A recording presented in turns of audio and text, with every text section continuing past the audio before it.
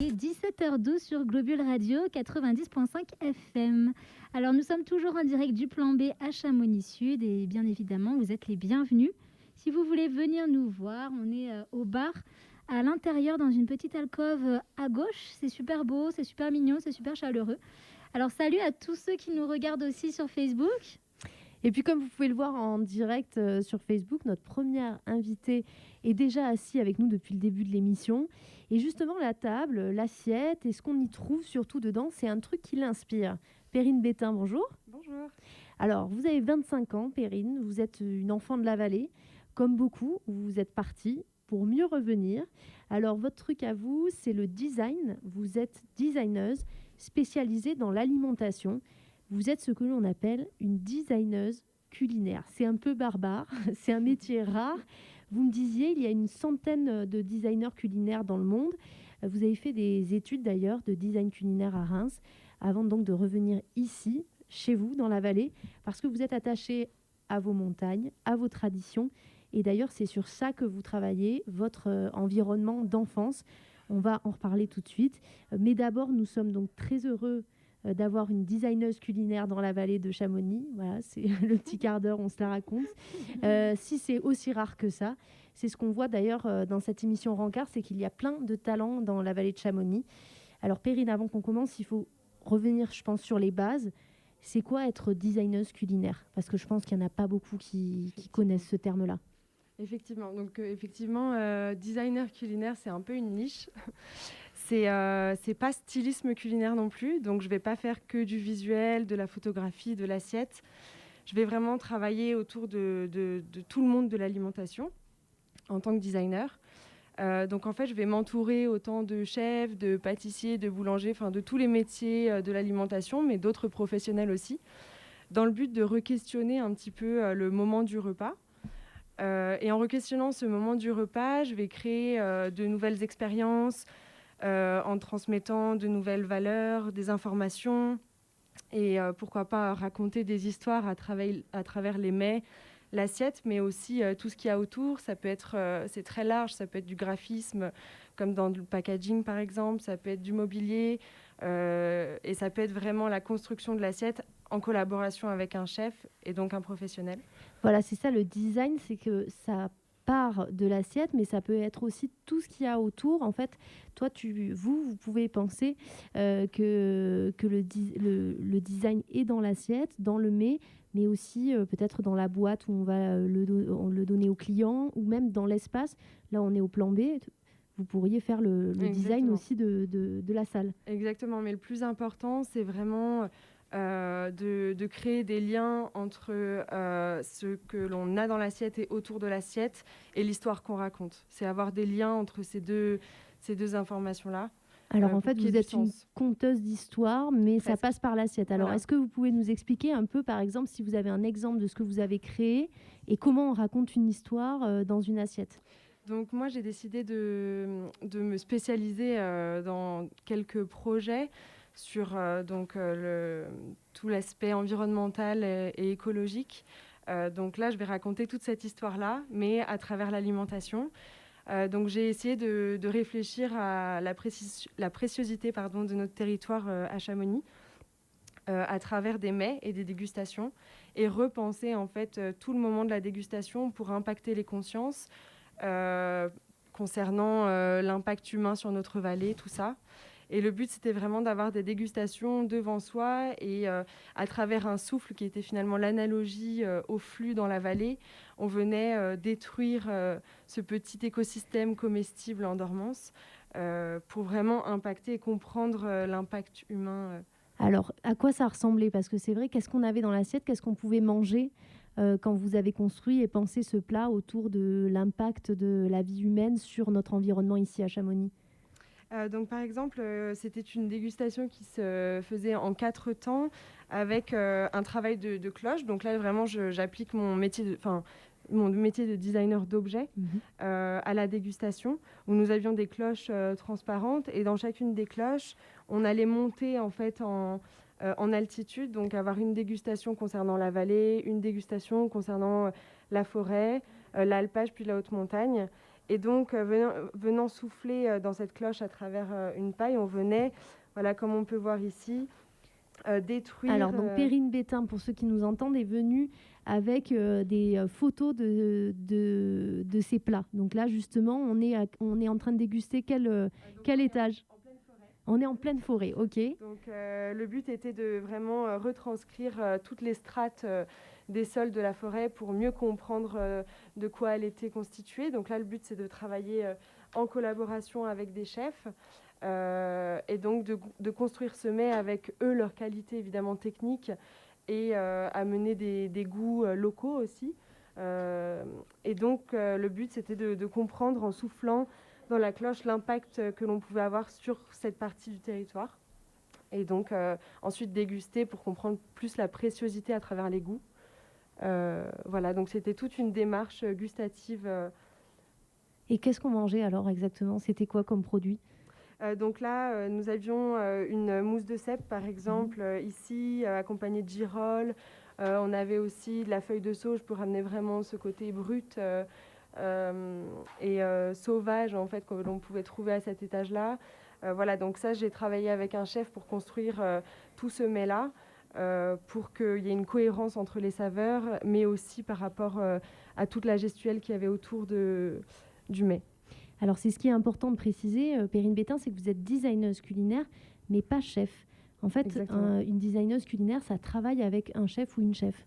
C'est ça, exactement. On s'entoure de professionnels. Nous, on est designer, donc on conçoit le projet.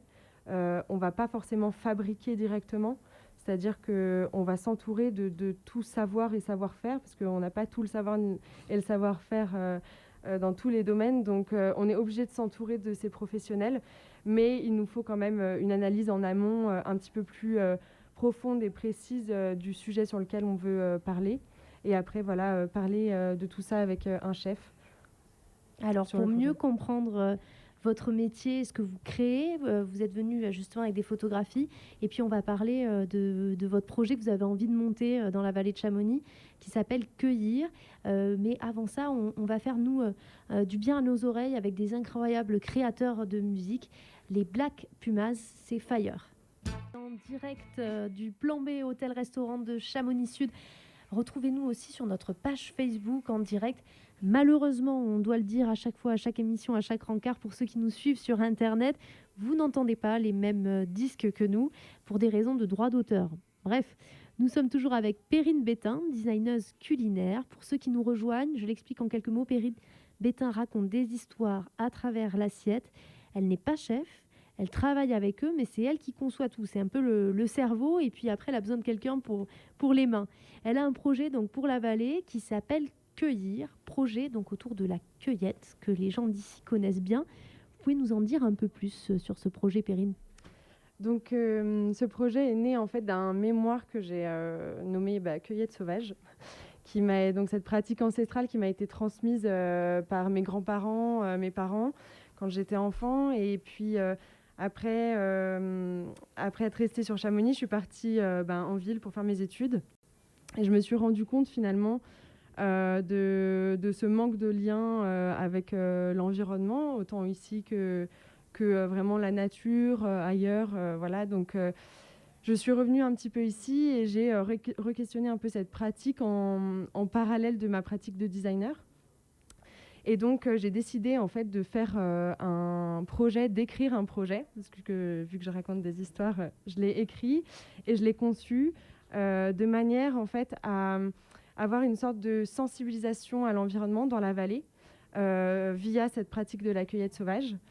Mais c'est une sensibilisation à l'environnement, mais qui n'est pas du tout moralisatrice. Au contraire, c'est vraiment à travers l'expérience, la découverte du territoire et de cette pratique ancestrale. Toujours évidemment entourée de professionnels. Je ne suis pas cueilleuse professionnelle, ni accompagnateur en moyenne montagne, ni chef.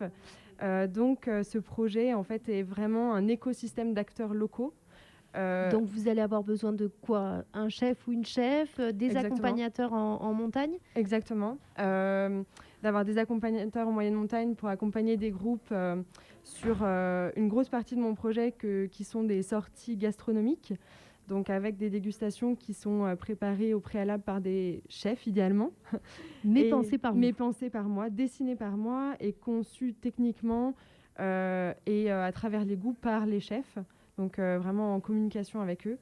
Et le but, c'est vraiment d'avoir une méthodologie d'approche de la cueillette sauvage et non pas apprendre tous les détails, mais vraiment une méthodologie qui va permettre une observation de l'environnement et donc peut-être un nouveau regard sur notre territoire. Donc, comment ça va se passer là aujourd'hui? C'est vrai qu'on peut aller avec des accompagnateurs ou accompagnatrices en montagne pour cueillir des champignons ou des orties.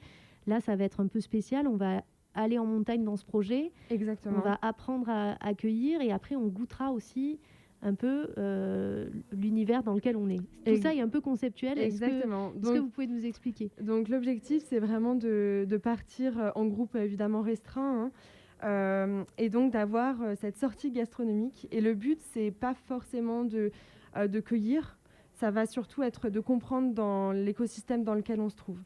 Donc, par exemple, sur une des sorties sur la thématique de l'altitude, qui est d'ailleurs très, très importante pour comprendre un peu comment s'organise la cueillette sauvage et l'étagement de la végétation, on va avoir vraiment une balade à travers 4 étages, donc l'étage montagnard, l'étage subalpin, alpin et voire nival si on peut, et d'avoir à chaque étage une dégustation d'une bouchée, donc qui est emportée en sac à dos, c'est tout pensé pour aller en balade, et de traduire à travers toutes ces bouchées l'écosystème dans lequel on est, pour vraiment ingérer toutes les notions scientifiques, techniques qu'on pourrait avoir et qui sont assez dures à comprendre directement. Et donc, à travers des émotions et finalement, en ingérant quelque chose, on va comprendre aussi. Donc, par l'alimentation, en fait, on peut comprendre aussi ce qui nous entoure. C'est assez conceptuel, mais en même temps, là encore, vous avez amené justement des photos de ces créations et de ces différents étages pour comprendre un peu notre environnement. Est-ce qu'on peut en prendre un, par exemple lequel? On va prendre par exemple l'étage subalpin. L'étage subalpin qui est entre... donc c'est vraiment ce qu'on appelle la zone de combat. La zone de combat qui est la division entre la forêt et l'alpage. Donc vraiment la forêt vient s'étaler et disparaître à ce niveau-là.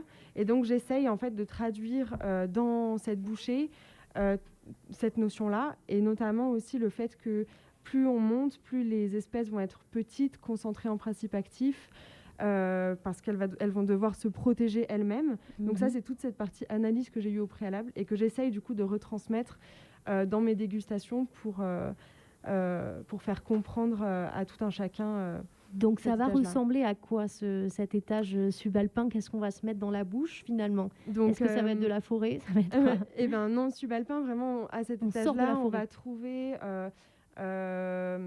des myrtilles par exemple. Donc là, on va avoir un insert myrtille dans cette bouchée avec une mousse de chèvre, de fromage de chèvre. Et puis, en fait, la myrtille va venir par capillarité s'étaler sur ce blanc très pur et donc parler directement de cet étalement de la forêt dans l'alpage. Donc c'est autant visuel qu'ensuite gustatif avec le mélange de la myrtille qui va être très acide et puis la mousse qui va être très légère et donc vraiment avoir cette fusion des deux. Donc en fait, ça raconte un peu notre environnement, mais aussi on goûte les produits qui sont là aussi sur le terrain. Donc il va y avoir de la myrtille, il y a aussi du thym sauvage. De la marjolaine. De la marjolaine. Origan sauvage, mais dans une des autres, effectivement, du thym sauvage, donc serpolet. Donc voilà, utiliser quand même avec le chef, réfléchir sur des saveurs qui soient évidemment présentes dans ces écosystèmes, qui soient aussi locales. On n'est pas obligé forcément d'utiliser des espèces sauvages, mais avoir vraiment une cohérence sur le mets. Bon, écoutez, merci Perrine Bétan. On doit s'arrêter là, mais il y a plein de choses aussi à savoir sur votre projet qu'on peut suivre sur votre site bétain.perrine.com. Je vous invite à aller regarder. Franchement, c'est magnifique. Vous dessinez, vous faites des photos, vous avez plein d'idées. Et ce projet, donc, il s'appelle Cueillir. Donc, on fait un petit appel aux gens, aux chefs qui sont ici dans la vallée de Chamonix. Si jamais ils sont intéressés pour vous rencontrer, vous êtes un peu dans cette période-là où vous allez chercher un peu du monde aussi, des accompagnateurs ou accompagnatrices qui sont évidemment intéressés par la cueillette. Auditrices, auditeurs, restez avec nous parce que là, nous, on part en Islande. C'est donc Sugarcube, Deus sur Globule Radio.